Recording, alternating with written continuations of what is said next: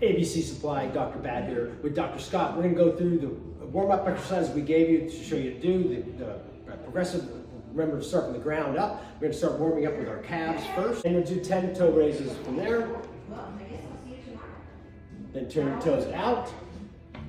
Come on up. Good. And make sure you push down into the ground when you do these. And then turn your toes in and 10 that way.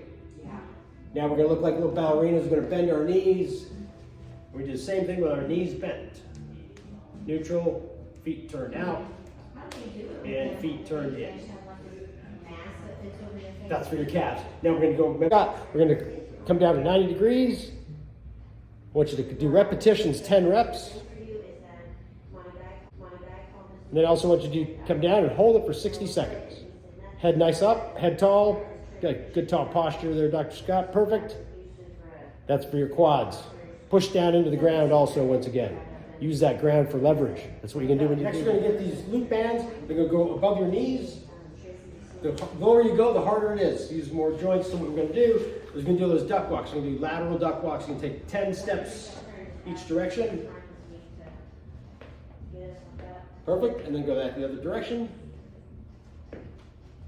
Awesome. It takes 10 steps. Then what you're going to do, balance yourself against something with a band. I want you to kick your heel straight back and then off to an angle as well. So straight back, 10 repetitions of that. And we go off to 45-degree angle. Awesome. Where do you feel that, Dr. Scott? Right. Perfect. All right. 3 sets of 10 to 12 steps. 3 sets of 10 to 12 repetitions. That's for your glutes. Remember, from the ground up. Now, our legs, remember, they have quads and hamstrings. This is a nice exercise to get your hands warmed up. Dr. Scott's going to lift his hips up in the air. We're going to pull that ball towards you and then push it back out. 10 repetitions of that. Now, what you're going to do, Dr. Scott, lift your left leg off the ball.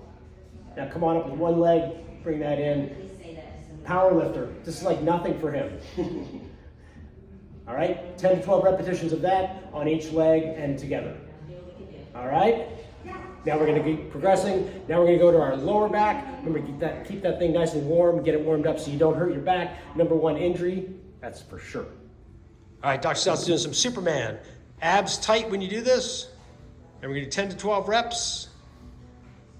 And you're going to do arm leg raises, alternate arm and leg. So left arm, right leg, good. Abs tight. 3 sets of 10 to 12. And then we're going to just do some Cobra exercises or press-ups. And we're just going to arch back. Awesome.